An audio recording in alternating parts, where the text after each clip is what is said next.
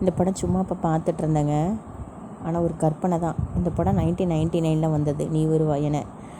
அப்போ வந்து cellphone facility மட்டும் இருந்திருந்ததுன்னா என்ன நடந்திருக்கும், இந்த படத்தோடைய கிளைமேக்ஸ் எப்படி இருந்திருக்கும் அப்படின்னு சொல்லிட்டு.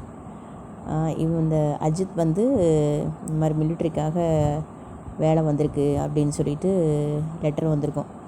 அதனால் கல்யாணத்தை கூட தள்ளி வச்சுட்டு அவர் கிளம்புவார். வேக வேகமாக வண்டி ஓட்டுவாப்பில். வண்டி ஓட்டி அவருக்கு ஆக்சிடெண்ட் ஆகிடும். அப்புறம் அந்த கண்ணை எடுத்து தான் பார்த்திபன்கிற இன்னொரு கேரக்டர் வச்சுருப்பாங்க. இப்போது மொபைல் மட்டும் இருந்திருந்ததுன்னா தேவயானி மொபைலில் டெக்ஸ்ட் பண்ணியிருப்பாங்க, இல்லைனா மொபைலில் ஃபோன் பண்ணியிருப்பாங்க. அஜித்குமாரும் செத்துருக்க மாட்டார். பார்த்திபன்கிற ஒரு கேரக்டர் உருவாகி இருந்திருக்காது இல்லையா? அது ஒரு நல்லது.